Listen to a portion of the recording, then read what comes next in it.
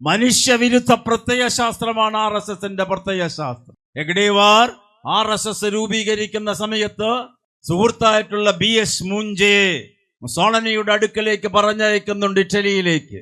ആ മുസോളിനിയുടെ അടുക്കൽ പോയി ഏതാണ്ട് 4-6 മാസങ്ങളോളം കഴിഞ്ഞുകൂടി നാസി പാർട്ടിയുടെ സിദ്ധാന്തങ്ങളെ മനസ്സിലാക്കി മുസോളിനിയുമായി 1-2 തവണ നേരിട്ട് അഭിമുഖത്തിരുന്നുകൊണ്ട് BS മൂഞ്ചെ ഫാസിസ്റ്റ് സിദ്ധാന്തം പഠിച്ച് നാസി പാർട്ടിയുടെ പ്രവർത്തന പ്രക്രിയയെക്കുറിച്ച് പഠിച്ചിട്ടാണ് ഇന്ത്യയിലേക്ക് തിരിച്ചു വന്ന് ഹെഗ്ഡേവാറുമായി ആലോചിച്ച് RSSന് രൂപം കൊടുക്കുന്നത്. അന്ന് ഹെഗ്ഡേവാർ പറഞ്ഞു RSSനെ ഒരു മിലിറ്റന്റ് സംഘടനയാക്കി മാറ്റണമെന്ന്. ലോകത്തിൽ ഇന്ന് ഒരുപക്ഷെ ഇസ്രായേലിലെ മൊസാദ് കഴിഞ്ഞാൽ ഏറ്റവും അധികം മിലിറ്റന്റ് സംഘടനയാണ് RSS. നിസ്സാരക്കാരല്ല.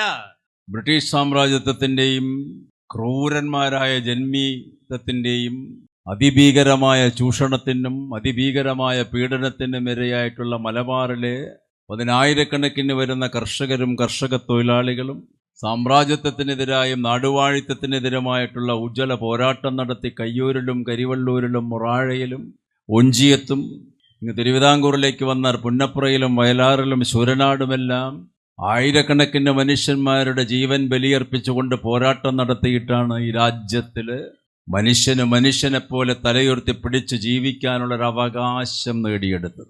ആ പോരാട്ടത്തിൽ കയ്യൂരിൽ ആ സമരം നടക്കുന്ന സമയത്ത് ബ്രിട്ടീഷ് സാമ്രാജ്യത്വത്തിന്റെ കിരാതമായിട്ടുള്ള മർദ്ദന മുറകൾക്കെതിരെ, കാർഷിക മേഖലയിലെ അതിഭീകരമായ ചൂഷണത്തിനെതിരെ, നീലേശ്വരം രാജാവിൻ്റെയും ഗുണ്ടകളുടെയും അതിഭീകരമായിട്ടുള്ള കരംപിരിവിനെതിരായിട്ടുള്ള പോരാട്ടമായിരുന്നു കയ്യൂർ സമരത്തിൽ കലാശിച്ചത്. ആ സമരത്തിൽ പങ്കെടുത്തിട്ടുള്ള 100-കണക്കിന് ധീരരായിട്ടുള്ള സഖാക്കൾ, അന്നത്തെ കോൺഗ്രസ് സോഷ്യലിസ്റ്റ് പാർട്ടിയുടെയും പിന്നീട് കമ്മ്യൂണിസ്റ്റ് പാർട്ടിയായി രൂപം കൊണ്ടിട്ടുള്ള കമ്മ്യൂണിസ്റ്റ് പ്രസ്ഥാനത്തിന്റെയും നിരവധി സഖാക്കൾ ആ പോരാട്ടം നടത്തി 100-കണക്കിന് മനുഷ്യന്മാർ ജയിലിലടയ്ക്കപ്പെട്ടു. അതിൽ 4 പേരെ ബ്രിട്ടീഷ് കോടതി തൂക്കിക്കൊല്ലാൻ വിധിച്ചു. അബൂവും ചിരുകണ്ഠനും കുഞ്ഞമ്പു നായരുമെല്ലാം തൂക്കുമരത്തിലേറാൻ വിധിക്കപ്പെട്ടപ്പോൾ പ്രായം 25-ന് താഴെയാണ്. ആ കലാപത്തിൽ നേതൃത്വം കൊടുത്ത മറ്റൊരു 16 വയസ്സുകാരന്റെ പേരാണ് ചൂരിക്കാടൻ കൃഷ്ണൻ നായർ. കോടതി ഇദ്ദേഹത്തിന് പ്രായപൂർത്തി എത്തിയിട്ടില്ല എന്നുള്ളതിന്റെ കാരണത്താൽ വധശിക്ഷയിൽ നിന്ന് ഒഴിവാക്കി. ആ സഖാവ് ചൂരിക്കാടൻ കൃഷ്ണൻ നായരുടെ വീട്ടിൽ നിന്നാണ് ഈ പതാക ജാഥ പുറപ്പെട്ടത്. ആ 4 പേരെ തൂക്കുമരത്തിലേറാൻ പുറപ്പെടുന്നതിന് 2 ദിവസം മുമ്പ് കമ്മ്യൂണിസ്റ്റ് പാർട്ടിയുടെ അഖിലേന്ത്യാ ജനറൽ സെക്രട്ടറി സഖാവ് PC ജോഷി, സഖാവ് സുന്ദരയ്യ, സഖാവ് P കൃഷ്ണപിള്ള, സഖാവ് K മാധവൻ എന്നുള്ള അത്യുന്നതന്മാരായ കമ്മ്യൂണിസ്റ്റ് നേതാക്കന്മാർ ജയിലിൽ ചെന്ന് ഈ 4 പേരെ കണ്ടു. അവർ അവരുടെ ധൈര്യം സംഭരിച്ചുകൊണ്ട് നേതാക്കന്മാരോട് വർത്തമാനം പറഞ്ഞു. എന്റെ മുന്നിലിരിക്കുന്ന ഈ ചെറുപ്പക്കാരും ചെറുപ്പക്കാരികളുമായിട്ടുള്ള വളണ്ടിയർമാർ പ്രത്യേകിച്ചും ഈ കാലഘട്ടത്തിൽ ചരിത്രം പഠിക്കണം. കമ്മ്യൂണിസ്റ്റ് ചരിത്രം മാത്രമല്ല, ഇന്ത്യ ചരിത്രം പഠിക്കണം. ഇന്ത്യ ചരിത്രം പഠിക്കരുത് എന്ന് പറയുന്ന ഗവൺമെന്റാണ് രാജ്യം ഭരിക്കുന്നത് ഇന്ത്യയിൽ. ചരിത്രം പഠിച്ചാലേ കമ്മ്യൂണിസ്റ്റ് പ്രസ്ഥാനത്തിനും ഇടതുപക്ഷ പ്രസ്ഥാനത്തിനും മുന്നോട്ട് പോകാൻ സാധ്യമാവുകയുള്ളൂ. ചരിത്രമില്ലാത്തൊരു രാഷ്ട്രം ജനാധിപത്യത്തെ സ്വീകരിക്കുകയില്ല. ചരിത്രമില്ലാത്ത രാഷ്ട്രം സ്വാതന്ത്ര്യത്തിന് വില കൽപ്പിക്കുകയില്ല. ചരിത്രമില്ലാത്ത രാജ്യത്തിൽ മതേതരത്വവും സാഹോദര്യവും ഉണ്ടാവുകയില്ല. PC ജോഷി ജയിലിൽ കിടക്കുന്ന ഈ 4 ചെറുപ്പക്കാരെ കാണാൻ ചെന്നപ്പോൾ അവർ ആ സഖാവിനോട് അവരുടേതായിട്ടുള്ള ഈ സംഘടനത്തിൽ ബ്രിട്ടീഷ് സാമ്രാജ്യത്തിനെതിരായ പോരാട്ടത്തിൽ നടത്തിയിട്ടുള്ള പ്രക്രിയകളെക്കുറിച്ച് വിവരിച്ചുകൊണ്ട് സഖാവിനോട് പറഞ്ഞു, സഖാവേ, ഞങ്ങൾ പോവുകയാണ്. ജീവിതത്തിൽ ഒരുപാട് പ്രതിസന്ധികളെയും പ്രതിബന്ധങ്ങളെയും അഭിമുഖീകരിച്ച് അതിജീവിച്ചിട്ടുള്ള കമ്മ്യൂണിസ്റ്റ് പ്രസ്ഥാനത്തിന്റെ ഇന്ത്യയിലെ സമാരാധ്യനായ നേതാവ് സഖാവ് PC ജോഷിയുടെ കണ്ണിൽ കണ്ണുനീരണിഞ്ഞു ആദ്യമായി.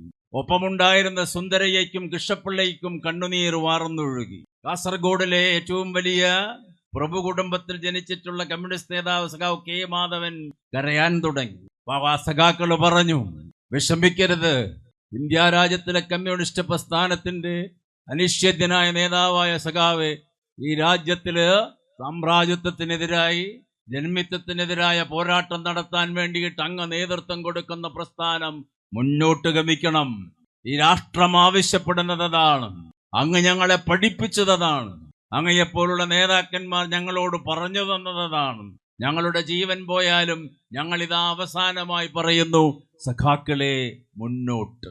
അതാണ് ആ 4 യുവാക്കൾ അവസാനം പറഞ്ഞ വാചകം, സഖാക്കളെ മുന്നോട്ട്. ആ വാചകമാണ് കുറച്ച് വർഷം കഴിഞ്ഞപ്പോൾ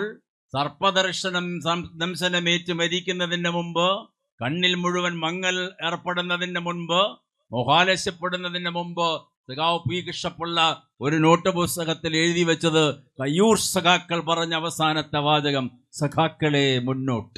ആ സഖാക്കളെ മുന്നോട്ട് എന്ന് അവരോട് പറയാൻ പ്രേരിപ്പിച്ചതും ആ കാലഘട്ടത്തിലെ കരിവല്ലൂരിലെയും കയ്യൂരിലെയും ഒഞ്ചിയത്തെയും മുറാഴയിലെയും പുന്നപ്രയിലെയും വയലാറിലെയും ഒക്കെ സഖാക്കൾ ധീരോദാത്തമായ പോരാട്ടം നടത്തി. ഇന്ത്യയിലെ തന്നെ ആന്ധ്രയിലും നക്സൽബാരിയിലും റായലസീമയിലും ബീഹാറിലെ തേബാഗയിലും നൈജാമിനെതിരായ ഹൈദരാബാദിലുമൊക്കെ പോരാട്ടം നടത്തിയ ഉജ്ജ്വലമായ പോരാട്ടത്തിന്റെ രണധീര സ്മരണകൾ ഇന്ത്യ ചരിത്രത്തിൽ അലയടിക്കുന്നുണ്ട്. കമ്മ്യൂണിസ്റ്റ് പ്രസ്ഥാനത്തിന്റെ സമാരാധ്യരായ നേതാക്കന്മാർ എസ് എ ഡാംഗെ, പാർട്ടി രൂപീകൃതമാകുന്ന 1925 ആ രൂപീകരണ യോഗത്തിൽ അധ്യക്ഷത വഹിച്ച ശൃംഗാരവേലു ചെട്ടിയാർ, ആദ്യമായിട്ട് ഇൻകുലാബ് സിന്ദാബാദ് എന്ന് വിളിച്ചിട്ടുള്ള ഹസരത് മൊഹാനി തുടങ്ങിയിട്ടുള്ള അനിഷേധ്യ നേതാക്കന്മാരെ മീററ്റ് ഗൂഢാലോചന കേസിലും കാൺപൂർ ഗൂഢാലോചന കേസിലും അങ്ങനെ പല ഗൂഢാലോചന കേസുകളിലും ബ്രിട്ടീഷ് സാമ്രാജ്യത്വം കുടുക്കി ജയിലിലടച്ചപ്പോഴും പുറത്തു നിന്നിരുന്ന സഖാക്കളും ജയിലിൽ പോയ നേതാക്കന്മാരും വിളിച്ചത് സഖാക്കളെ മുന്നോട്ട്. മുന്നോട്ടു പോകാനുള്ള ആവശ്യം ആശയമായ ദൃഢതയാണ്. ആശയപരമായ ദൃഢതയില്ലാതെ മുന്നോട്ടൊരു കാലെടുത്ത് വെക്കാൻ സാധിക്കുകയില്ല. ഇന്ന് ഇന്ത്യ രാജ്യത്തിലെ ബഹുജന കോടികളെ ബാധിച്ചിരിക്കുന്ന ഏറ്റവും വലിയ രോഗം എന്താണ്? ആശയമെന്നറിയാത്ത ജനതയാണ് ഇന്ത്യയിലെ ഭൂരിഭാഗം ജനത. അക്ഷരവിരോധികളാണ് ഇന്ത്യയിലെ ബഹുഭൂരിഭാഗം വരുന്ന ജനത. ചെറുപ്പക്കാരായാലും മധ്യവയസ്കരായാലും പ്രായമുള്ളവരായാലും 10-75% ഇന്ത്യൻ ജനത പുസ്തകം വായിക്കാത്തവരായി മാറിക്കഴിഞ്ഞു ഇന്ത്യയിൽ. രാജ്യത്തിന്റെ ചരിത്രത്തിനെ കുറിച്ചോ കമ്മ്യൂണിസ്റ്റ് പ്രസ്ഥാനത്തിന്റെ ചരിത്രത്തെക്കുറിച്ചോ അല്ലെങ്കിൽ മഹാത്മാഗാന്ധിയെക്കുറിച്ചോ ദേശീയ പ്രസ്ഥാനത്തിന്റെ നേതാക്കന്മാരുടെയോ സമരത്തിന്റെ പോരാട്ട വീര്യങ്ങളെയോ കുറിച്ചോ മനസ്സിലാക്കാത്ത ഒരു തലമുറ ഇന്ത്യയിൽ കഴിഞ്ഞ 3 ദശകങ്ങളായി ഇന്ത്യയിൽ വളർന്നു വന്നു. ഇന്ന് ഫാസിസ്റ്റുകൾ ഇന്ത്യ ഭരിക്കുന്ന സമയത്ത് അവർക്ക് നിർബന്ധമുണ്ട് ഇന്ത്യയുടെ ഉജ്ജ്വലമായ ചരിത്രം ഈ രാജ്യത്തിലെ വിദ്യാർത്ഥികളും യുവാക്കളും യുവതികളും പഠിക്കാൻ പാടില്ല എന്നുള്ളത്. അതുകൊണ്ടാണ് കമ്മ്യൂണിസ്റ്റ് പാർട്ടി, ഇടതുപക്ഷ പ്രസ്ഥാനങ്ങൾ പറഞ്ഞുകൊണ്ടിരിക്കുന്നതും പ്രത്യേകിച്ച് CPI പറയുന്നത് ഇന്ത്യയുടെ ചരിത്രം പഠിക്കണം. ഇന്ത്യയുടെ ദാർശനിക പൈതൃകത്തിനെ മനസ്സിലാക്കിക്കൊണ്ട് ഇന്ത്യയുടെ മനുഷ്യ സാമൂഹിക സാമ്പത്തിക രാഷ്ട്രീയ സാമൂഹിക സാംസ്കാരിക മണ്ഡലത്തിലെ സംഭവിക്കുന്ന സംഭവ വികാസങ്ങളെ വസ്തുനിഷ്ഠമായി പരിശോധിച്ചുകൊണ്ട് രാഷ്ട്രീയത്തിനെ ഗൗരവപരമായി സമീപിക്കുന്ന നയമായിരിക്കണം കമ്മ്യൂണിസ്റ്റുകാരൻ തുടരേണ്ടത്. രാഷ്ട്രീയമെന്ന് പറഞ്ഞാൽ ഉപരിപ്ലവ പ്രവർത്തനമല്ല. രാഷ്ട്രീയമെന്ന് പറഞ്ഞാൽ ഗഹനമായ ചിന്താഗതിയോടുകൂടി നടത്തുന്ന പ്രവർത്തനമാണ്. രാഷ്ട്രത്തെ സംബന്ധിച്ച പ്രവർത്തനമാണ്. ആ പ്രവർത്തനമാണ് കമ്മ്യൂണിസ്റ്റുകാർ 1925 രൂപീകൃതമായ കാലഘട്ടം മുതൽ നടത്തിയത്. ആ കമ്മ്യൂണിസ്റ്റുകാരെക്കാൾ ശക്തിയോടുകൂടി ഇന്ത്യയുടെ മതമൗലികവാദികൾ, ഹിന്ദുത്വവാദികൾ അതേ 1925 RSS രൂപീകൃതമായ ആ കാലഘട്ടം മുതൽ ഇന്ത്യ വരെ വിഷലിപ്തമായ ചിന്താഗതികളെ പ്രചരിപ്പിച്ചുകൊണ്ട് മതമൗലികവാദത്തിന്റെ സിദ്ധാന്തങ്ങൾ പ്രചരിപ്പിച്ച് ഇന്ത്യയുടെ മസ്തിഷ്കത്തിലേക്ക്, ഇന്ത്യയുടെ മനസ്സുകളിലേക്ക് ഹിന്ദുത്വ രാഷ്ട്രീയത്തിന്റെ അതിഭീകരമായിട്ടുള്ള മനുഷ്യവിരുദ്ധ ദർശനങ്ങളെ പ്രചരിപ്പിച്ചതിന്റെ ഫലമായിട്ടാണ് ഇന്ന് സംഘപരിവാർ 10 കൊല്ലമായി ഇന്ത്യ ഭരിക്കുന്നത്. 24 മണിക്കൂർ കൊണ്ട് അധികാരത്തിൽ വന്നവരെല്ലാവർ 100 കൊല്ലത്തിന്റെ പ്രവർത്തനമാണത്. ആ 100 കൊല്ലത്തിൽ RSS സ്വീകരിച്ച മാർഗം ആശയപരമായ പ്രചരണമാണ്. സംഘടനാ പ്രവർത്തനത്തിനോടൊപ്പം അവരുടെ ആശയങ്ങൾ ഓരോ ശാഖകളിലും, അവരുടെ വിദ്യാലയങ്ങളിൽ, അവരുടെ ക്യാമ്പസുകളിൽ അവർ നിർബന്ധപൂർവം യുവാക്കൾക്കും യുവതികൾക്കും പഠിപ്പിച്ചു കൊടുക്കുന്നു. 58,000 വിദ്യാഭ്യാസ സ്ഥാപനങ്ങൾ RSS ഇന്ത്യയിൽ നടത്തുന്നുണ്ട്. ഏകൽ വിദ്യാലയ സ്ഥാപനങ്ങൾ എന്നതിനെ പറയുക. വിദ്യാർത്ഥികൾ പഠിക്കേണ്ട ഔദ്യോഗിക സിലബസുകൾക്ക് പുറമെ ഹിന്ദുത്വ രാഷ്ട്രത്തിനെ കുറിച്ച്, പ്രാചീന ചിന്താഗതികളെ കുറിച്ച്, പുരാണ ദുർവ്യാഖ്യാനങ്ങളെ കുറിച്ചൊക്കെ ഈ 58,000 വിദ്യാഭ്യാസ സ്ഥാപനങ്ങളിൽ കഴിഞ്ഞ 10-60 കൊല്ലമായി RSS പഠിപ്പിച്ചുകൊണ്ടിരിക്കുകയാണ്. ലക്ഷക്കണക്കിന് വിദ്യാർത്ഥികളാണ് അതിൽ നിന്ന് പുറത്തേക്ക് വന്നത് ഈ കഴിഞ്ഞ 5-6 ദശകങ്ങളായി. അവരാണ് ഇന്ന് ഇന്ത്യയിൽ സംഘപരിവാറിന്റെ ഗവൺമെന്റിനെ അധികാരത്തിലേറ്റാനുള്ള പ്രധാനപ്പെട്ട ശക്തിയായി പരിണമിച്ചത്. അതുകൊണ്ടാണ് കൃഷ്ണപിള്ളയും PC ജോഷിയും കേരളത്തിലെ കേരള മാർക്സ് എന്ന് വിശേഷിപ്പിക്കപ്പെട്ട ഇന്ത്യ കണ്ട ഏറ്റവും വലിയ മാർക്സിസ്റ്റ് പണ്ഡിതനായ അവസാന കാലഘട്ടത്തിൽ തൃശ്ശൂരിൽ സ്ഥിരതാമസമാക്കിയ സഖാവ് കെ ദാമോദരൻ അടക്കം പറഞ്ഞത്, പഠിക്കുക, ആശയപരമായ പോരാട്ടം നടത്തുക, ഇന്ത്യൻ ചരിത്രം പഠിക്കണം, ഇന്ത്യൻ പുരാണങ്ങളെ പഠിക്കണം, ഇന്ത്യൻ ദർശനങ്ങളെ പഠിക്കണം. അതാണ് രാഷ്ട്രീയ പ്രവർത്തനം. ആ പഠനത്തിലൂടെയാണ് സാമൂഹിക രാഷ്ട്രീയ സംഭവ വികാസങ്ങളെ മനസ്സിലാക്കിക്കൊണ്ട് മനുഷ്യനെ ചേർത്ത് പിടിക്കാൻ പറ്റുക. മനുഷ്യനാണ് മാർക്സിസത്തിന്റെ ആധാരശില. ഹിന്ദുവുമല്ല, മുസ്ലിമുമല്ല, ക്രിസ്ത്യാനിയുമല്ല, മറ്റു മതങ്ങളുമല്ല. മാർക്സിസത്തിന്റെ അടിത്തറ മാനവികതയാണ്, മനുഷ്യനാണ്. മനുഷ്യമോചനത്തിന്റെ പ്രത്യയശാസ്ത്രമായി മാർക്സിസം ലോകമാകമാനം വ്യാപരിക്കാൻ തുടങ്ങിയ കാലഘട്ടത്തിലാണ് ഈ പറഞ്ഞ ജയിലിൽ തൂക്കിക്കൊല നടത്തുന്നതും കൃഷ്ണപ്പിള്ളിയും പി സി ജോഷിയുമെല്ലാം അവിടെ പോയി അവരെ കാണുന്നതും. പിന്നീട് എത്രയോ പോരാട്ടങ്ങൾ നടന്ന് ആ പോരാട്ടങ്ങളിലൊക്കെ ഏറ്റവും വലിയ ത്യാഗോജ്വലമായിട്ടുള്ള ത്യാഗങ്ങളിലൂടെ നൂറുകണക്കിന് മനുഷ്യന്മാരുടെ ജീവിതം ബലിയർപ്പിച്ചതിന്റെ ഫലമായിട്ടാണ് ഈ പ്രസ്ഥാനം മുന്നോട്ട് വന്നത്. പക്ഷെ RSS അന്നും ഇന്നും ശക്തമായിട്ടുള്ള വിഷലിപ്തമായ ആശയപ്രചരണം നടത്തിക്കൊണ്ടിരിക്കുന്നു. ഇന്ത്യയിലെ മധ്യവർഗം കഴിഞ്ഞ 30 കൊല്ലമായി RSSന്റെ പിടിയിലാണ്. ഇന്ത്യയിലെ ബ്യൂറോക്രാറ്റ്സ്, ഇന്ത്യയിലെ ടെക്നോക്രാറ്റ്സ്, ഇന്ത്യയിലെ വലിയ വലിയ മേഖലകളിലെ ഉദ്യോഗസ്ഥ വൃന്ദങ്ങൾ ഭൂരിഭാഗം ഇന്ന് സംഘപരിവാർ അനുകൂലികളാണ്. ഇന്ത്യയില് ഈ അഭ്യസ്തവിദ്യരായിട്ടുള്ള യുവജനങ്ങളിൽ കേരളം വിട്ടുകഴിഞ്ഞാൽ ഭൂരിഭാഗം പ്രദേശങ്ങളിലും ഇന്ന് ഹിന്ദുത്വവാദത്തിന്റെ വക്താക്കളായി മാറിക്കൊണ്ടിരിക്കുന്നു. കാരണം എന്താ കാരണം? മതം പറഞ്ഞു, മതത്തിന്റെ സിദ്ധാന്തങ്ങളെ ദുർവ്യാഖ്യാനിച്ചു, മതത്തിന്റെ ഉയർന്ന മൂല്യങ്ങളിൽ നിന്ന് മതത്തിനെ താഴേക്കിറക്കിക്കൊണ്ടുവന്നു, മതത്തിനെ ആചാരങ്ങളുടെയും അനുഷ്ഠാനങ്ങളുടെയും വിഹാരകേന്ദ്രമാക്കി മാറ്റി ഈ സംഘപരിവാർ. പ്രവാചകന്മാര് പറഞ്ഞ മൂല്യങ്ങളില്ല, രാമായണം പറഞ്ഞ മൂല്യമില്ല, മഹാഭാരതം പറഞ്ഞ മൂല്യങ്ങളില്ല, ഉപനിഷത്തിന്റെ ഉജ്ജ്വലമായിട്ടുള്ള മൂല്യങ്ങളോ ഉദാഹരണങ്ങളോ ഒന്നും ഇവർക്ക് പ്രശ്നമല്ല. ഇവർക്ക് പ്രശ്നം പൗരോഹിത്യത്തിന്റെ ആധിപത്യം, ബ്രാഹ്മണിസം. ബ്രാഹ്മണിസം ഒരു പൊളിറ്റിക്കൽ ഐഡിയോളജിയാണ്, രാഷ്ട്രീയ പ്രത്യയശാസ്ത്രമാണ്. അതാണ് 925 മുതൽ ഇന്നേ വരെ RSS നടപ്പിലാക്കുന്നത്. ഇന്ത്യ ഭരിക്കേണ്ടത് ബ്രാഹ്മണ്യമാണെന്ന് അടിവരയിട്ട് പറയുന്ന പ്രസ്ഥാനമാണ് ഈ RSS. മനുഷ്യവിരുദ്ധ പ്രത്യയശാസ്ത്രമാണ് RSSന്റെ പ്രത്യയശാസ്ത്രം. ഹെഗ്ഡേവാർ RSS രൂപീകരിക്കുന്ന സമയത്ത് സുഹൃത്തായിട്ടുള്ള BS മൂഞ്ചയെ മുസോളിനിയുടെ അടുക്കലേക്ക് പറഞ്ഞയക്കുന്നുണ്ട്, ഇറ്റലിയിലേക്ക്. ആ മുസോളിനിയുടെ അടുക്കൽ പോയി ഏതാണ്ട് 4-6 മാസങ്ങളോളം കഴിഞ്ഞുകൂടി നാസി പാർട്ടിയുടെ സിദ്ധാന്തങ്ങളെ മനസ്സിലാക്കി മുസോളിനിയുമായി 1-2 തവണ നേരിട്ട് അഭിമുഖത്തിരുന്നു കൊണ്ട് BS മൂഞ്ചെ ഫാസിസ്റ്റ് സിദ്ധാന്തം പഠിച്ച് നാസി പാർട്ടിയുടെ പ്രവർത്തന പ്രക്രിയയെ കുറിച്ച് പഠിച്ചിട്ടാണ് ഇന്ത്യയിലേക്ക് തിരിച്ചു വന്ന് ഹെഗ്ഡേവാറുമായി ആലോചിച്ച് RSSന് രൂപം കൊടുക്കുന്നത്. അന്ന് ഹെഗ്ഡേവാർ പറഞ്ഞു RSSനെ ഒരു മിലിറ്റന്റ് സംഘടനയാക്കി മാറ്റണമെന്ന്. ലോകത്തിൽ ഇന്ന് ഒരുപക്ഷെ ഇസ്രായേലിലെ മൊസാദ് കഴിഞ്ഞാൽ ഏറ്റവും അധികം മിലിറ്റന്റ് സംഘടനയാണ് RSS. നിസ്സാരക്കാരല്ല. അതാണ് കമ്മ്യൂണിസ്റ്റ് പാർട്ടി മനസ്സിലാക്കേണ്ടത്. ഈ മാനത്തോളം വളർന്നു നിൽക്കുന്ന അതിഭീകരമായ വിഷം തുപ്പുന്ന ഈ വർഗീയതയുടെ വിഷലിപ്തമായ ചിന്താഗതികൾ പ്രചരിപ്പിക്കുന്ന സംഘപരിവാറിന്റെ പ്രത്യയശാസ്ത്രത്തിനെ പരാജയപ്പെടുത്താൻ ആശയപരമായ പോരാട്ടം കൊണ്ടേ സാധിക്കുകയുള്ളൂ. ഹിറ്റ്ലർ പരാജയപ്പെട്ട കഥ നമുക്കറിയാം. ഈ മുസോളിനിയെ ലോകം എങ്ങനെ പരാജയപ്പെടുത്തിയെന്ന് നമുക്കറിയാം. ആശയപരമായ പോരാട്ടമാണ്. ആശയപരമായ പോരാട്ടം പടർന്നു പന്തലിക്കുമ്പോൾ അതിനോടൊപ്പം സംഘടനാ വൈദഗ്ധ്യവും സംഘടനാ പാഠവും നിറഞ്ഞ ശക്തിയോടുകൂടി മുന്നോട്ട് വരുമ്പോൾ ഫാസിസം പരാജയപ്പെടും. ഈ ഇരിക്കുന്ന യുവതീ യുവാക്കൾക്ക് മനസ്സിൽ ആശയം വേണം, ഒരു ലക്ഷ്യം വേണം ജീവിതത്തിൽ. ആ ലക്ഷ്യം നേടിപ്പിടിക്കാനുള്ള അസംനഗ്ധമായ നിരന്തരമായ പോരാട്ടത്തിന്റെ ഇച്ഛാശക്തി വേണം. അപ്പോഴാണ് ജീവിതം പുഷ്ടിപ്പെടുക.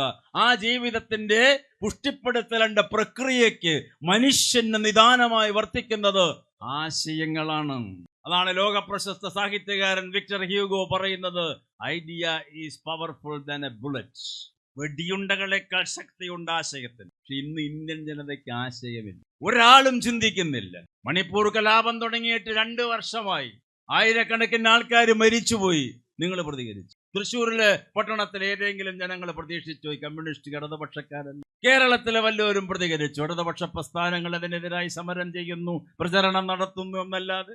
ഗുജറാത്ത് കലാപത്തിനെതിരായി ഏത് ഇന്ത്യക്കാരനാ പ്രചാരണം നടത്തിയത്? ഇന്ത്യയിൽ എത്രയെത്ര മതകലാപങ്ങൾ നടക്കുന്നു. മതാധിഷ്ഠിത രാഷ്ട്രം കെട്ടിപ്പടുക്കുന്നതിന് വേണ്ടി ഒരു പ്രധാനമന്ത്രി 2 കൊല്ലം മുമ്പ് ഒരു അമ്പലം ഉദ്ഘാടനം ചെയ്യുന്നത് ടെലിവിഷൻ സ്ക്രീനിൽ കാണുമ്പോൾ ആ ഉദ്ഘാടന ചടങ്ങിന്റെ പ്രധാന കാർമ്മികനായിട്ട് പ്രധാനമന്ത്രി പൂജ ചെയ്യുന്നത് കാണുമ്പോൾ ഇന്ത്യക്കാരൻ പ്രതിരോധം തീർക്കുകയല്ല ചെയ്തത്. ഇന്ത്യക്കാരൻ ടെലിവിഷനിലെ ചിത്രം കണ്ട് രാമനെ പൂജിക്കുകയാണ് ചെയ്തത്. എവിടെ എത്തി ഇന്ത്യൻ മനസ്സ്? ഇത് ജവഹർലാൽ നെഹ്റു ഭരിച്ച രാജ്യമാണ്.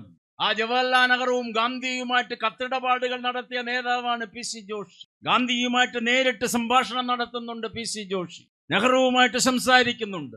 ആശയപരമായ ഒരുപാട് വ്യത്യസ്തതകൾ ഉണ്ടെങ്കിലും PC ജോഷി ഗാന്ധിജിയോട് പറയുന്നുണ്ട്, അങ്ങയുടെ ഒരുപാട് ആശയങ്ങളെ ഞാൻ എതിർക്കുന്നു, എന്റെ പ്രസ്ഥാനങ്ങൾ എതിർക്കുന്നു, പക്ഷെ മഹാത്മാവേ, അങ്ങേ ഞാൻ മഹാത്മാ എന്ന് വിളിക്കും. അത് പറഞ്ഞ കമ്മ്യൂണിസ്റ്റ് പാർട്ടിയുടെ സെക്രട്ടറിയാണ് PC ജോഷി. ആ PC ജോഷിയും ഗാന്ധിജിയും നെഹ്റുവും ഒക്കെയുള്ള സംഭാഷണങ്ങൾ ഈ മതേതരത്വം നിലനിർത്താനും ജനാധിപത്യ സ്വാതന്ത്ര്യ ബോധം നിലനിർത്തുവാനുമുള്ള ഉജ്ജ്വലമായ പ്രക്രിയയായിരുന്നു ഇന്ത്യയിൽ നടന്നത് മുഴുവൻ. ഈ അമ്പലത്തിന്റെ ഉദ്ഘാടനത്തോടുകൂടി കൃത്യമായ സന്ദേശം, രാഷ്ട്രീയ സന്ദേശം കൊടുത്തു. ഇന്നത്തെ ഇന്ത്യയുടെ പ്രധാനമന്ത്രി ഇന്ത്യ ഭരിക്കുന്നത് RSS ആണ്. എന്നിട്ടും ഇന്ത്യക്കാരനത് മനസ്സിലാവില്ല. അവരത് മനസ്സിലാക്കാതെ ടെലിവിഷനിൽ രാമവിഗ്രഹം കണ്ട് തൊഴുതു ആഹ്ലാദചിത്തരായിട്ടിരുന്നു ഇന്ത്യയിലെ കോടിക്കണക്കിന് വരുന്ന ജനത. കാരണം മനസ്സ് നിർവൃതിയടയുകയാണ്.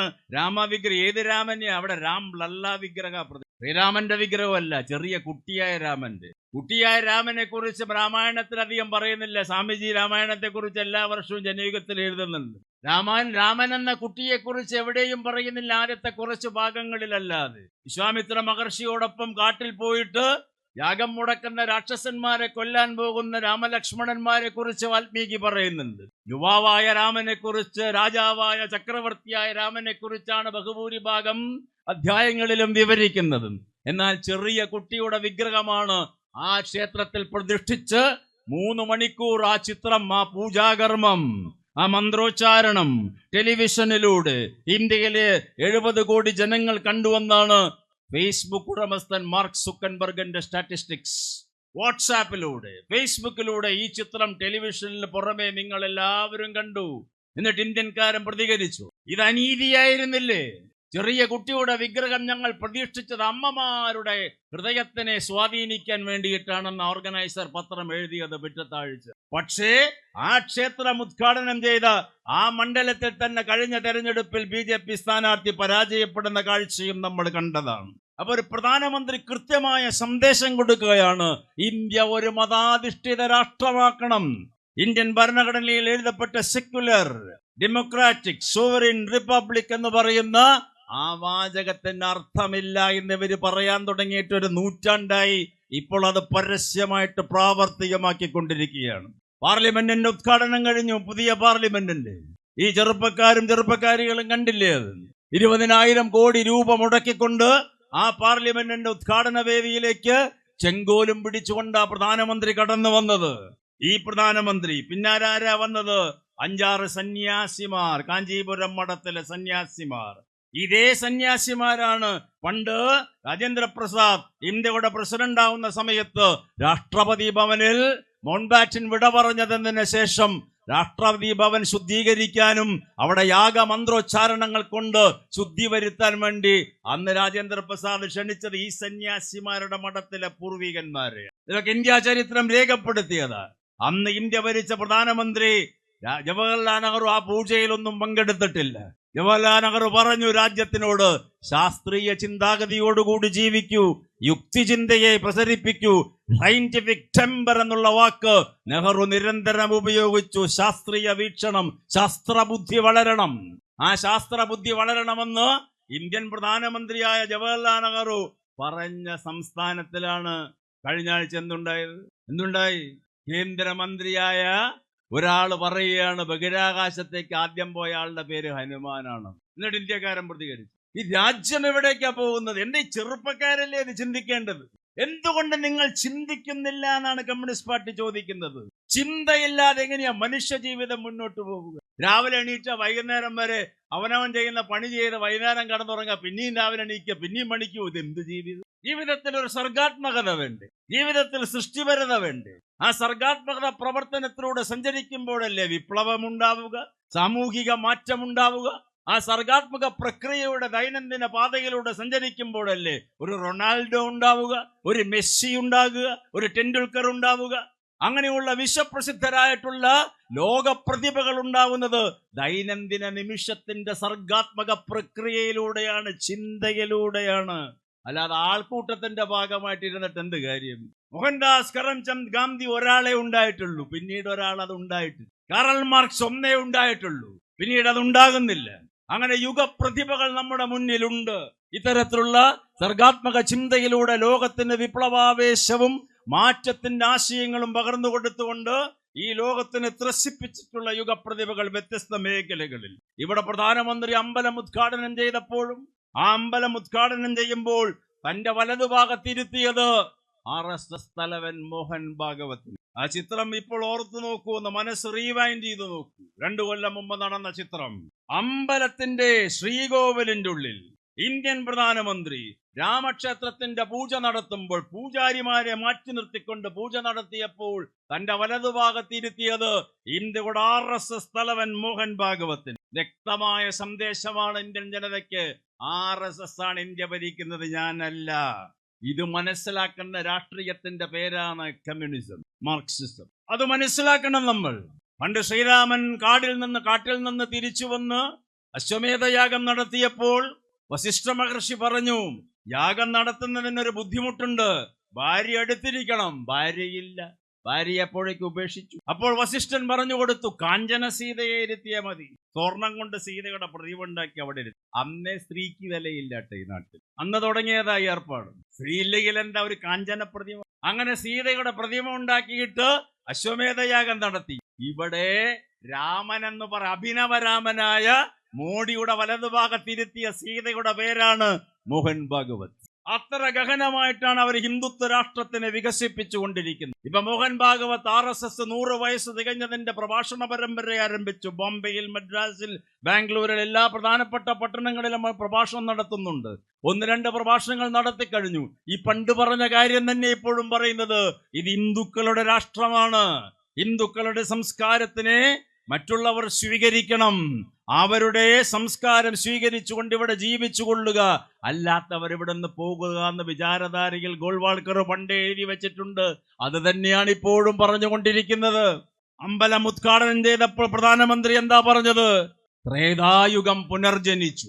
ഓർക്കുന്നുണ്ട് ഈ വാചകങ്ങൾ? ഓർക്കുന്നവന്റെ പേരായിരിക്കണം വിദ്യാർത്ഥി. ഇന്നത്തെ വിദ്യാർത്ഥിക്ക് ഇതൊന്നും ഒരു പ്രശ്നമല്ല. എന്ത് ചരിത്രം, എന്ത് തത്വശാസ്ത്രം. ഉത്തർപ്രദേശ് മുഖ്യമന്ത്രി യോഗി ആദിത്യനാഥ് പറഞ്ഞു, രാമൻ തിരിച്ചു വന്നു. രാമൻ അല്ലെങ്കിൽ എവിടേക്കാ പോയി? രാമൻ എവിടെയെങ്കിലും പോയിട്ടുണ്ടോ? UP-യിലെ ഒരു മനുഷ്യൻ പോലും അതിനെതിരായി പ്രതികരിച്ചു. ത്രേതായുഗം വന്നു എന്ന് ഒരാൾ പറയുമ്പോൾ മറ്റൊരാൾ പറഞ്ഞു രാമൻ തിരിച്ചു വന്നു. ആദിത്യനാഥ് അവിടെയും നിർത്തിയിട്ടില്ല. വിഗ്രഹപ്രതിഷ്ഠ രാമന്റെ വിഗ്രഹമാണ്. രാമൻ എല്ലാ ജനങ്ങളുടെ മനസ്സിലും വിഗ്രഹപ്രതിഷ്ഠ നടത്തിയിരിക്കും. ഇതൊക്കെ ക്ലിയർ പൊളിറ്റിക്കൽ മെസ്സേജാണ് RSS കൊടുക്കുന്നത്. അങ്ങനെ ഹിന്ദി മതേതര രാഷ്ട്രമായ ഇന്ത്യ, വ്യത്യസ്ത ദർശനങ്ങളുള്ള ഇന്ത്യ, ബഹുസ്വരതയുടെ മണ്ണായിട്ടുള്ള ഇന്ത്യയെ ഏകശിലാരൂപമാക്കി മാറ്റി ഹിന്ദുത്വ രാഷ്ട്രത്തിന്റെ ഏറ്റവും വലിയ യാഥാസ്ഥിക ചിന്താഗതികൾ പ്രചരിപ്പിക്കുന്ന രാഷ്ട്രമായിട്ട് നിലനിർത്തണം.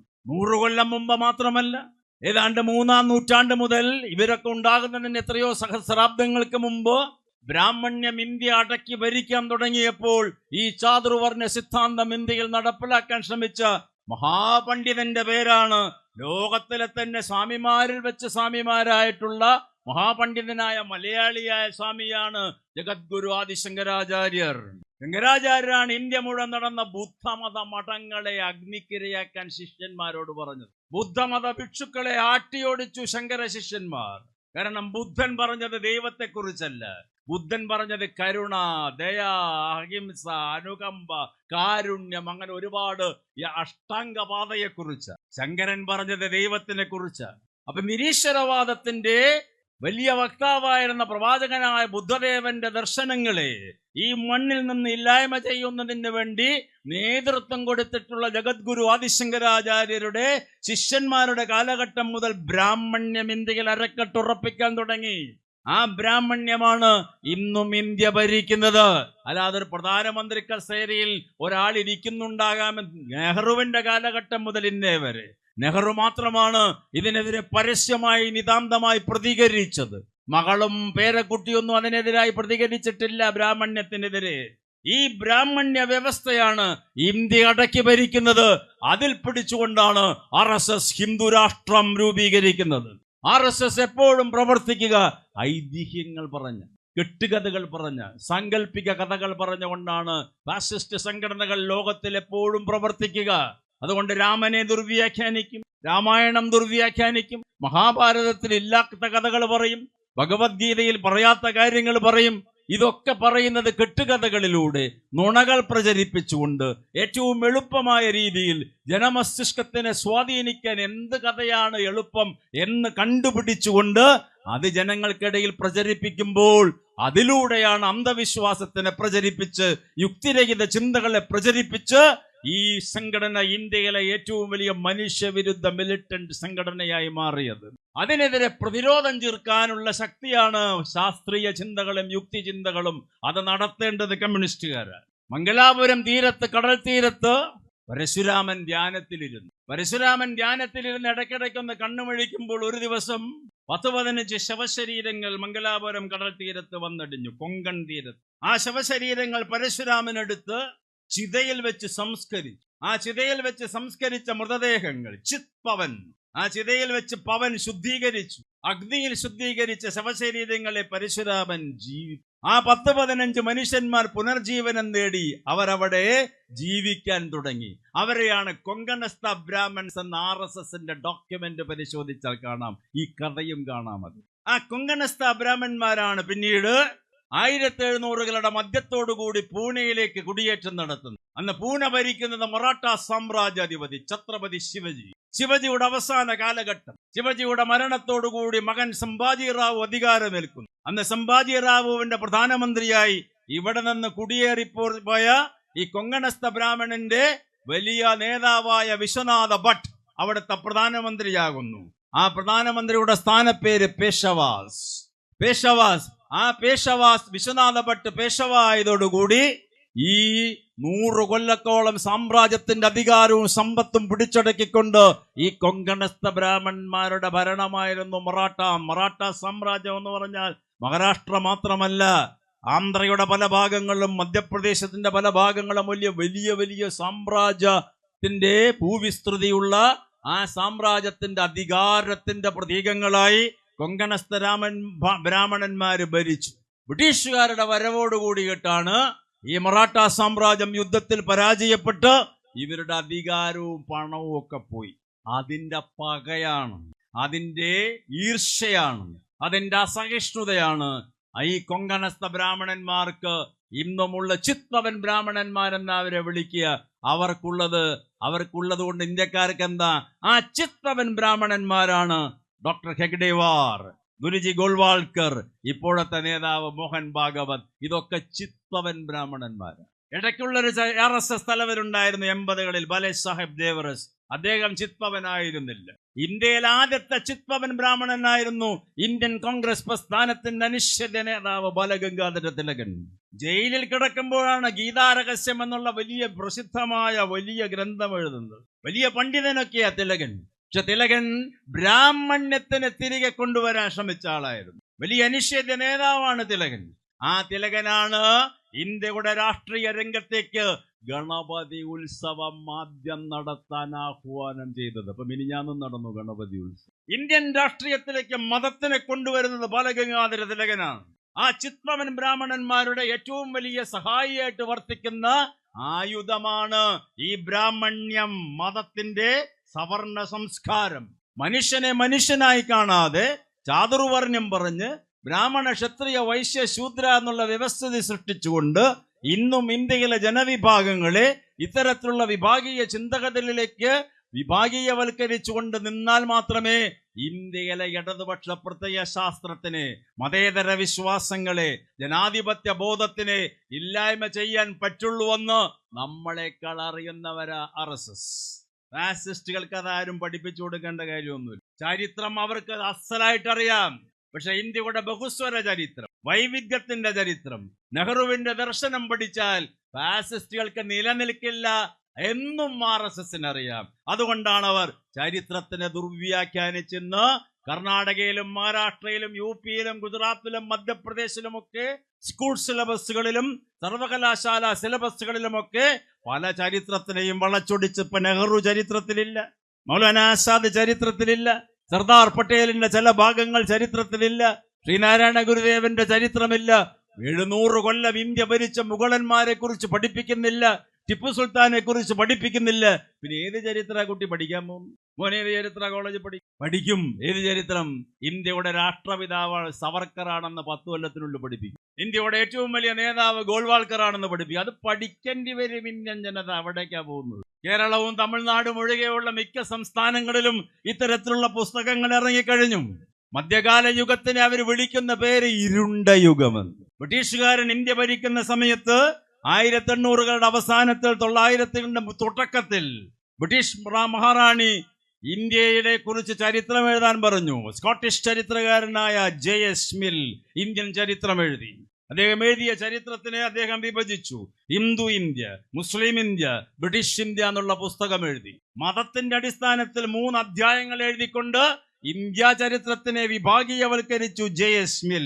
നിങ്ങൾക്കറിയുമോ വിദ്യാർത്ഥി യുവാക്കളെ, ഏതാണ്ട് 100 കൊല്ലം ഇന്ത്യക്കാരൻ ആ ചരിത്രം പഠിച്ചു. ഇന്ത്യയിൽ മനസ്സിനെ വിഷമംഗലമാക്കി. യഥാർത്ഥത്തിൽ ആ പുസ്തകമാണ് പിന്നീട് 947-ൽ ഇന്ത്യ വിഭജനം ഉണ്ടായപ്പോൾ ഉള്ള ദുരാഷ്ട്രവാദത്തിന്റെ ആരംഭം കുറിക്കുന്നത് 1800-കളുടെ അവസാനത്തിൽ എഴുതിയ ഈ പുസ്തകമാണ്. 1937-ൽ ബോംബെയിലെ ഒരു സമ്മേളനത്തിനെ അഭിസംബോധന ചെയ്തുകൊണ്ട്, വിശ്വ ഹിന്ദു മഹാസഭയുടെ സമ്മേളനത്തിനെ അഭിസംബോധന ചെയ്തുകൊണ്ട് സവർക്കർ പ്രസംഗിച്ചു, ഇത് ഹിന്ദുക്കളുടെ രാഷ്ട്രമാണ്, ബാക്കിയുള്ളവർ ഇവിടെ നിന്ന് പോകണം, അല്ലെങ്കിൽ ഞങ്ങൾക്ക് അടിമപ്പെട്ടുകൊണ്ട് ജീവിക്കണം, മുസ്ലിങ്ങളും ക്രിസ്ത്യാനികളും കമ്മ്യൂണിസ്റ്റുകാരും അവരുടെ മാതൃഭൂമിയിലേക്ക് മടങ്ങുക എന്ന് പരസ്യമായിട്ട് പ്രസംഗിച്ചപ്പോഴാണ് 3 കൊല്ലം കഴിഞ്ഞ 1940-ൽ ലാഹോറിൽ വെച്ച് മുസ്ലിം ലീഗിന്റെ ഓൾ ഇന്ത്യ സമ്മേളനത്തിൽ മുഹമ്മദ് അലി ജിന്ന പറയുന്നത് ദുരാഷ്ട്രവാദം. ആദ്യം പറഞ്ഞത് സവർക്കർ 2ആയി വിഭജിക്കണമെന്ന്. എന്നിട്ടിപ്പോ കേരള ഗവർണർ അടക്കം എന്താ പറയുന്നത്? ആ ദിനത്തിനെ നമ്മൾ ഭീകരവിരുദ്ധ ദിനമായിട്ട് ചിത്രീകരിക്കണം, ചരിത്രത്തിനെ ദുർവ്യാഖ്യാനിക്കും, ഇന്ത്യ വിഭജിക്കണമെന്ന് ആദ്യം ആവശ്യപ്പെടുത്തത് ഈ RSSന്റെ മുത്തശ്ശന്മാരാണ്. മറക്കണ്ട ചരിത്രമൊന്നും. ആ ചരിത്രം പഠിക്കുമ്പോഴാണ് ഇന്ത്യ ജനാധിപത്യത്തിലേക്ക് നടന്നു നീങ്ങുക. മുഗൾ രാജവംശം ഇരുണ്ട കാലഘട്ടമല്ല. മുഗൾ രാജവംശം സമ്പന്നതയുടെ, സമൃദ്ധിയുടെ, പുരോഗമന ചിന്തയുടെ കാലഘട്ടമാണ്. ബാബർ ചക്രവർത്തി ഇന്ത്യയിലേക്ക് കടന്നു വന്ന് ഇന്ത്യ പിടിച്ചടക്കുന്നത് ഡൽഹി സുൽത്താൻ ഇബ്രാഹിം ലോഡിയെ പരാജയപ്പെടുത്തിയിട്ട്, മുസ്ലിം ചക്രവർത്തിയെ പരാജയപ്പെടുത്തിയിട്ട്. ബാബറിന്റെ പേരക്കുട്ടിയായ മഹാനായ അക്ബർ ചക്രവർത്തി ഇന്ത്യ ഭരിക്കുമ്പോഴാണ് രാമായണം പേർഷ്യൻ ഭാഷയിലേക്ക് തർജ്ജമ ചെയ്തത്. അക്ബറിന്റെ ചരിത്രകാരനായ അബ്ദുൾ നസാമിയാണ് ഇന്ത്യ ചരിത്രത്തിനെ അധികാരത്തിന്റെ വികേന്ദ്രീകരണം എന്താണെന്ന് പഠിപ്പിച്ചത്. അക്ബർ നാമ എന്നുള്ള പുസ്തകം എഴുതിയ ചരിത്രകാരൻ അക്ബറിന്റെ നിർദ്ദേശാനുസരണം എങ്ങനെയാണ് രാജ്യം ഭരിക്കേണ്ടത്, അധികാര വികേന്ദ്രീകരണം എന്താണ്, ഇപ്പോഴത്തെ കളക്ടറേറ്റും താലൂക്ക് ഓഫീസും വില്ലേജ് ഓഫീസും ഒക്കെ ഇല്ലേ, അത് അതിലെഴുതി വെച്ചു ആദ്യം അക്ബർ നാമയിൽ. ഇന്ത്യ രാജ്യത്തിലെ ജനാധിപത്യ പ്രക്രിയ അധികാര വികേന്ദ്രീകരണത്തിലൂടെ എങ്ങനെ ഈ രാഷ്ട്രത്തിൽ നടപ്പിലാക്കണമെന്ന് ഇന്ത്യയെ പഠിപ്പിച്ചത് മുസൽമാനാണ്. അവരോട് അവിടുന്ന് പോകാൻ പറയുന്നിപ്പോ. അവരുടെ പേരാണ് ബീഹാറിലും മറ്റോടും വെട്ടിക്കൊണ്ടിരിക്കുന്ന വോട്ടർ പട്ടികയിൽ നിന്ന്. ആ അക്ബറുടെ രാജ്യസദസ്സിലെ പണ്ഡിതന്മാരിൽ ഒരാളാണ് അബ്ദുൾ നാസർ നിശ്ശരി. അദ്ദേഹമാണ് ഋഗ്വേദം തർജ്ജമ ചെയ്ത് പേർഷ്യൻ ഭാഷയിലേക്ക്. അങ്ങനെ അക്ബറുടെ കാലഘട്ടം മഹത്തായ സാംസ്കാരിക സാഹിത്യ സംഭാവനകൾ, സാമ്പത്തിക സംഭാവനകൾ ചെയ്തു. അക്ബറുടെ കാലഘട്ടത്തിലെ നാണയത്തിന് വലിയ വിലപിടിപ്പുള്ള നാണയമായിരുന്നു. ഇപ്പൊ നേരത്തെ ജയദേവട്ടം പറഞ്ഞ തൃശ്ശൂരിനടുത്തുള്ള പൊന്നാനിയിൽ അന്ന് സൈനുദ്ദീൻ മഖ്ദൂം എന്ന കാലഘട്ടമാണ്. ലോക പ്രശസ്ത പണ്ഡിതനായ, ഇസ്ലാമിക പണ്ഡിതനായ സൈനുദ്ദീൻ മഖ്ദൂം 1500-കളുടെ മധ്യത്തിലാണ് പൊന്നാനിയിൽ വന്ന വലിയ ജമാഅത്ത് പള്ളി സ്ഥാപിക്കുന്നത്. സാമൂതിരി രാജാവിന്റെ ഉറ്റതോഴനായിരുന്നു സൈനുദ്ദീൻ മഖ്ദൂം. ആ സൈനുദ്ദീൻ മഖ്ദൂം പൊന്നാനിയിലിരുന്ന് അക്ബറുമായിട്ട് ആശയവിനിമയം നടത്തി. അന്നത്തെ കത്തിടപാടുകളോ അങ്ങനെയല്ല, ചില വഴികളിലൂടെ രേഖകളുണ്ട്. മതേതരത്വവും മതസഹിഷ്ണുതയും സൗഹാർദ്ദവുമാണ് അക്ബർ പ്രചരിപ്പിച്ചത്. ദിന്നില്ലാഹി എന്നുള്ള മതം സ്ഥാപിച്ചു, ഹിന്ദു മുസ്ലിം മൈത്രിക്ക് വേണ്ടി. ഇതൊക്കെ പറഞ്ഞ മുഗളന്മാരെ കുറിച്ച് പഠിപ്പിക്കരുത് എന്നാണ് RSS പറയുന്നത്. അക്ബറുടെ പേരക്കുട്ടിയായ ഷാജഹാൻ താജ്മഹൽ മാത്രമല്ല പണി കഴിപ്പിച്ചത്. ഷാജഹാന്റെ മകനായ ദാറാഷിക്കോ, ലോക പണ്ഡിതൻ, ആ ദാറാഷിക്കോനെ വിളിച്ചിട്ടാണ് ഷാജഹാൻ പറയുന്നത് ഉപനിഷത്ത് തർജ്ജമ ചെയ്യാൻ. അങ്ങനെ 52 ഉപനിഷത്തുകൾ ദാറാഷിക്കോ തർജ്ജമ ചെയ്തു. ഉപനിഷത്ത് മാത്രമല്ല, ഭഗവത്ഗീത തർജ്ജമ ചെയ്തു ദാറാഷിക്കോ പേർഷ്യൻ ഭാഷയിലേക്ക്. 52 ഉപനിഷത്തുകൾ തർജ്ജമ ചെയ്തിട്ട് ഓരോ പുസ്തകത്തിന്റെ ഓരോ പേജ് തർജ്ജമയ്ക്ക് തിരഞ്ഞെടുക്കുമ്പോഴും ആ പേജിന്റെ ഇടതുഭാഗത്ത് ദാറാഷിക്കോ എഴുതി ഹരിശ്രീ ഗണപതി നമഃ. ആ പേജിന്റെ വലതുഭാഗത്ത് ദാറാഷിക്കോ എഴുതി ബിസ്മില്ലാഹിർ റഹീം. അത് ചെയ്ത മുഗളന്മാരെ ഇവിടെ പഠിപ്പിക്കാൻ പാടില്ല. ഈ ട്രാൻസ്ലേഷന്റെ ഒറിജിനൽ ടെക്സ്റ്റ് ഇപ്പോഴും ഈജിപ്ഷ്യൻ ആർക്കൈവ്സിലുണ്ട്. അതൊന്നും സംഘപരിവാർ പറയുന്നില്ല. അങ്ങനെ ഈ ഉപനിഷത്തിന്റെ തർജ്ജമ ചെയ്ത് കഴിഞ്ഞപ്പോൾ ദാറാഷിക്കോ പറഞ്ഞു, ഇൻറി അക്ബർ, മഹാരഹസ്യത്തിന്റെ ഭണ്ഡാകാരമാണ് ഉപനിഷത്ത്. ഉപനിഷത്തും ഖുറാനും 2 മഹാസമുദ്രങ്ങളുടെ സമന്വയമാണ് എന്ന് ദാറാഷിക്കോ പറഞ്ഞു. ഈ 2 പ്രശസ്ത ഗ്രന്ഥങ്ങളുടെ ചിന്തകളുടെ സമന്വയം ഉണ്ടാകുമ്പോൾ ഞാൻ അതിൽ നിന്ന് മനസ്സിലാക്കിയത് ഈ 2 ദർശനങ്ങളും ഏകദൈവത്തിൽ വിശ്വസിക്കുന്നു എന്നുള്ളതാണെന്ന് ദാറാഷിക്കോ എഴുതി വെച്ചു. ഉപനിഷത്ത് ദൈവത്തെക്കുറിച്ച് പറയുന്നില്ല, കൂടുതൽ സ്വാമി പറയും. അപ്പൊ ഇത്രയൊക്കെ വലിയ പണ്ഡിതോചിതമായ സംഭാവനകൾ നൽകിയിട്ടുള്ള മുഗൾ രാജവംശം ചരിത്രത്തിൽ നിന്ന് നിഷ്കാസനം ചെയ്യപ്പെടുന്നു. ജവഹർലാൽ നെഹ്റുവിന്റെ ഡിസ്കവറി ഓഫ് ഇന്ത്യ പഠിപ്പിക്കണ്ട, ഇന്ത്യയുടെ ഗ്ലിംസസ് ഓഫ് വേൾഡ് ഹിസ്റ്ററി പഠിപ്പിക്കണ്ട. മഹാത്മാഗാന്ധിജിയുടെ തന്നെ പല വചനങ്ങളെയും അവർ ചരിത്രത്തിന്റെ വിസ്മൃതിയിലേക്ക് ആളുന്നു. ഇന്ത്യയുടെ ജനകോടികളെ സ്നേഹിച്ച് ഇന്ത്യയുടെ ജനസേവനത്തിന് വേണ്ടി തന്റെ ജീവിതം മുഴുവൻ നിസ്തുലമായിട്ട് ഈ ജനസേവനത്തിന് സമർപ്പിച്ച യുഗപുരുഷൻ മോഹൻദാസ് കരംചന്ദ് ഗാന്ധി 25 ഇഞ്ചിന്റെ നെഞ്ചിന്റെ വലിപ്പേ ഉള്ളൂ. അത് കുപ്പായിടാതെ ഇന്ത്യ മുഴുവൻ നടന്നിരുന്നത്. ആ കുപ്പായ മുഴുവൻ നടന്നപ്പോൾ ബ്രിട്ടീഷുകാരനോട് പറയാതെ പറഞ്ഞത് വെച്ചോ വെടി ഇവിടെ തുറന്നിട്ടുണ്ട്. ഇപ്പോഴത്തെ ആൾ 56-ന്റെ നെഞ്ചും ഉണ്ട്, ബുള്ളറ്റ് പ്രൂഫും ഉണ്ട്, പട്ടാള കമാൻഡോസും ഉണ്ട്, എന്നിട്ടാണ് നടക്കുന്നത്. ഗാന്ധി ജനിച്ച നാട്ടിൽ പ്രധാനമന്ത്രിമാരെ മാത്രമല്ല മുഖ്യമന്ത്രിമാരും അങ്ങനെ തന്നെയാണ് നടക്കുക. കമാൻഡോസിന്റെയും പട്ടാളത്തിന്റെയും ഒക്കെ അകമ്പടിയോട് അയാളെ നെഞ്ച് വിടർത്തി 25 ഇഞ്ചുള്ള നെഞ്ചും കാണിച്ചുകൊണ്ടാണ് വെച്ചോ വെടി എന്ന് പറഞ്ഞ് ഇന്ത്യ മുഴുവൻ നടന്നത്. പക്ഷെ ഇന്ന് ഗാന്ധിയെ ആർക്കും വേണ്ട. ഗാന്ധിയെ വധിച്ച ഗോഡ്സെയുടെ ഭക്തന്മാരാണ് ഇന്ത്യയിലെ ഒരു ബഹുഭൂരിഭാഗവും. ഗാന്ധി വധത്തിലൂടെ RSS വിളിച്ചു പറഞ്ഞു, രാഷ്ട്രീയത്തിലേക്ക് മതം ഞങ്ങൾ കലർത്തുന്നു. ഗാന്ധിവധം അവർ നടപ്പിലാക്കിയത് തന്നെ ഗാന്ധി മതത്തിനുമായി രാഷ്ട്രീയവുമായിട്ടുള്ള ബന്ധം വേർപ്പെടുത്താൻ ആഗ്രഹിച്ചു. അങ്ങനെയുള്ള മതത്തിനെയും രാഷ്ട്രീയത്തിനെയും വേർപ്പെടുത്തുന്ന ഗാന്ധിജിയൻ നയങ്ങൾക്കെതിരായിട്ടുള്ള ആസൂത്രിതമായ നീക്കമായിരുന്നു ഗാന്ധിവധം. അത് 1948 ജനുവരി മാസം 30-ാം തീയതി ഗോഡ്സെ നടപ്പിലാക്കിയപ്പോൾ ഗാന്ധി അത് പ്രതീക്ഷിച്ചതായിരുന്നു. അപ്പോൾ വെടിയുണ്ട ഏറ്റുകൊണ്ട് മരിച്ചു വീണപ്പോൾ ഗാന്ധി പറഞ്ഞത് ഹേ റാം, ഹേ റാം എന്ന് വിളിച്ച് ഈ രാജ്യത്ത് പിന്നെന്താ വിളിപ്പിക്കും? ശ്രീരാം, ജയ് ശ്രീരാം. ഇന്ത്യ എങ്ങനെ മാറുന്നത്? എവിടെ നിങ്ങളുടെ രാമൻ? പണ്ട് പ്രഹ്ലാദനോട് ചോദിച്ചില്ലേ, നരസിംഹം എവിടെ നിന്റെ ദൈവം എന്ന് ചോദിച്ചപ്പോൾ പ്രഹ്ലാദൻ പറഞ്ഞു, തൂണിലും തുരുമ്പിലും എല്ലായിടത്തുമുണ്ട്. ഗാന്ധിയോട് രാമൻ എവിടെയെന്ന് ചോദിച്ചപ്പോൾ രാമൻ എന്റെ ഹൃദയം, എന്റെ രാമന് ജീവിക്കാൻ ഒരു അമ്പലം വേണ്ട എന്ന് പറഞ്ഞ മഹാത്മാവിനെ ഇവർ വെടിവെച്ചു കൊന്നു. മഹാത്മാവ് ഉച്ചരിച്ചത് ഹേ റാം എന്നാണെങ്കിൽ ഇവര് പറയുന്നത് ജയ് ശ്രീരാം വിളിച്ചിട്ടില്ലെങ്കിൽ ആൾക്കൂട്ട കൊലപാതകങ്ങൾ നടത്തുന്നു, ദളിതന്മാരെ കുടിയൊഴിപ്പിക്കുന്നു, ആ ആദിവാസികൾക്ക് ആൾക്കൂട്ട കൊലപാതകത്തിന് ഇരയാക്കുന്നു, ന്യൂനപക്ഷങ്ങളെ മൃഗീയമായിട്ട് ഇല്ലായ്മ ചെയ്യുന്നു, അക്രമം അഴിച്ചുവിടുന്നു. മണിപ്പൂരിലും ഗുജറാത്തിലുമെല്ലാം നമ്മൾ കണ്ടതാണ്. പ്രതികരിക്കേണ്ട സഖാക്കൾ ഈ ചുവപ്പ് കുപ്പായം അണിഞ്ഞിരിക്കുന്ന ഈ കർമ്മ ഭടന്മാർ ആശയത്തിന്റെ പ്രതിരോധ ശക്തികളായിട്ട് വളരണം. ഈ രാഷ്ട്രത്തിന്റെ ആവശ്യകതയാണ്. ആ പോരാട്ടമാണ് രാജ്യം ആവശ്യപ്പെടുന്നത്. ആ പോരാട്ടത്തിന്റെ വീതിയിലേക്കാണ് നാടടുത്തു പോകേണ്ടത്. അങ്ങനെയുള്ള പോരാട്ടമാണ് ഇന്ത്യയിൽ ഇന്ന് ഈ മതമൗലികവാദവും ഫാസിസവും വളർന്നുകൊണ്ടിരിക്കുന്ന ഈ കാലഘട്ടത്തിൽ കമ്മ്യൂണിസ്റ്റുകാരും ഇടതുപക്ഷ ജനാധിപത്യ വിശ്വാസികളും മതേതര പ്രവർത്തകന്മാരും ഉജ്ജ്വലമായ പോരാട്ടത്തിന്റെ വക്താക്കളായിട്ട് മുന്നോട്ട് ചലിക്കണം.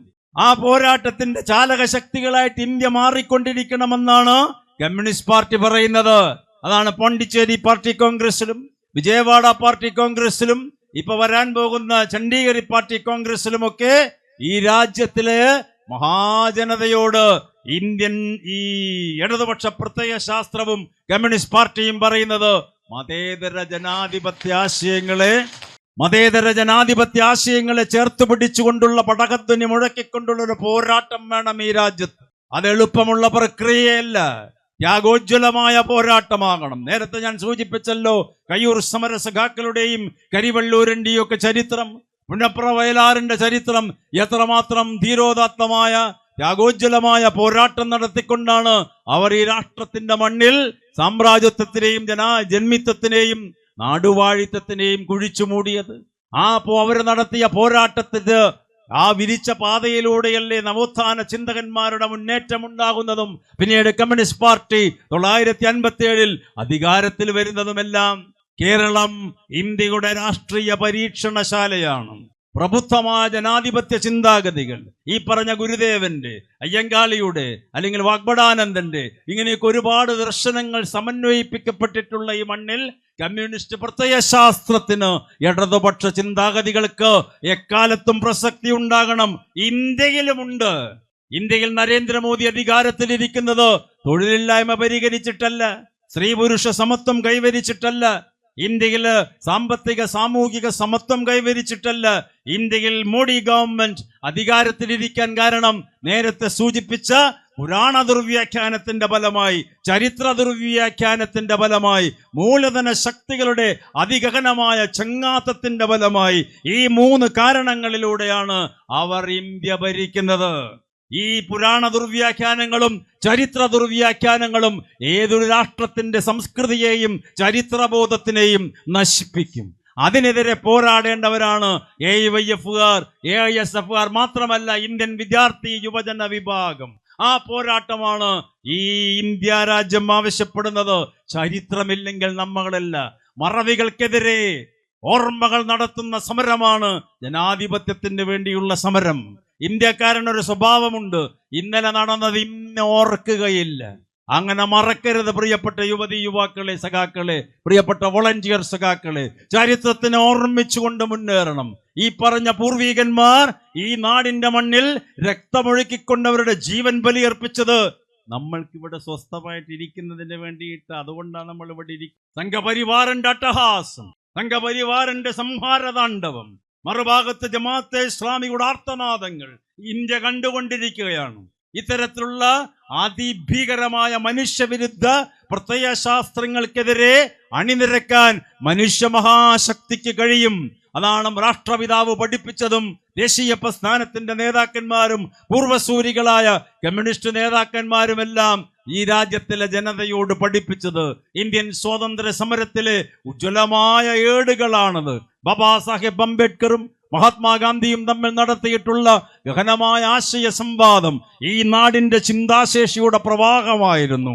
ആശയ സംവാദത്തിൽ ജാതിയെക്കുറിച്ചുള്ള സംവാദം, ജാതിക്കെതിരായ അംബേദ്കർ നിലപാടെടുക്കുമ്പോൾ ഗാന്ധി ആദ്യം ജാതിയെ അനുകൂലിച്ചെങ്കിലും പിന്നീട് കാലഘട്ടത്തിനനുസരിച്ചുള്ള മാറ്റങ്ങൾക്ക് വിധേയമായി ഗാന്ധിജി അവസാന കാലഘട്ടത്തിൽ ജാതിക്കെതിരായിട്ടുള്ള പ്രബോധനവും പ്രവർത്തനങ്ങളും നടത്തുന്നു. ആ അംബേദ്കർ 21ാമത്തെ വയസ്സിൽ 32 ബിരുദവും ബിരുദാനന്തര ബിരുദവും നേടിയിട്ടുള്ള ആള്, 4 PhD ഡിഗ്രിയുള്ള ആള്, ലോക പണ്ഡിതൻ. ആ അംബേദ്കർ അന്നേ ജവഹർലാൽ നെഹ്റുവിനോട് പറഞ്ഞു, ഭരണഘടന അവതരിപ്പിച്ചുകൊണ്ട് തന്റെ പ്രസംഗം അവസാനിപ്പിച്ചപ്പോൾ ഡോക്ടർ അംബേദ്കർ പറഞ്ഞു, പ്രിയപ്പെട്ട ജവഹർലാൽ, ഇന്ത്യക്ക് രാഷ്ട്രീയ സ്വാതന്ത്ര്യം ലഭിച്ചു എന്നുള്ളത് ശരിയാണ്. പക്ഷെ ഇന്ത്യയുടെ രാഷ്ട്രീയ സ്വാതന്ത്ര്യത്തിന് അർത്ഥപൂർണത കൈവരണമെങ്കിൽ ഇന്ത്യയിൽ സാമൂഹിക സമത്വം വേണം, സാമ്പത്തിക സമത്വം വേണം. Without economic equality and social equality, there is no meaning for political equality. എന്ന് പറഞ്ഞ വലിയ നേതാവാണ്, ചിന്തകനാണ് ബാബാ സാഹേബ് അംബേദ്കർ.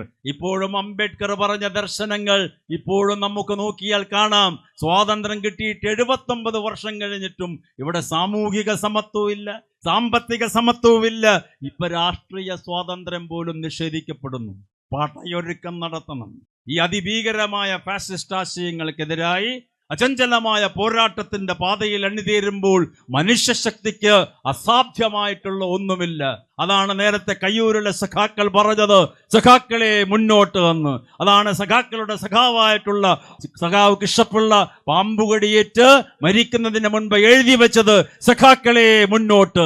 അവർ ഉയർത്തിപ്പിടിച്ച പതാകയില്ലേ, ഈ ചെങ്കൊടി നിറമുള്ള പതാക, ആ പതാകയും വഹിച്ചുകൊണ്ടാണ് കമ്മ്യൂണിസ്റ്റ് പാർട്ടിയുടെ നിർദ്ദേശാനുസരണം ഈ സഖാക്കൾ, സഖാവ് KP രാജേന്ദ്രന്റെ നേതൃത്വത്തിൽ ഞങ്ങളെല്ലാം അംഗങ്ങളായിട്ടുള്ള ഈ ജാഥ പുന്നപ്ര വയലാറിന്റെ ആ ഉജ്ജ്വലമായ സമര പോരാട്ടങ്ങൾ നടന്നിട്ടുള്ള ആവേശം മലതട്ടി നടന്ന ബ്രിട്ടീഷ് സാമ്രാജ്യത്വത്തിനെതിരായ പോരാട്ടം, നാടുവാഴിത്വത്തിനെതിരായ പോരാട്ടം, സർ CP-യുടെ ഏകാധിപത്യത്തിനെതിരായ പോരാട്ടം നടന്ന മണ്ണിൽ ഈ പതാക ഉയർത്തും.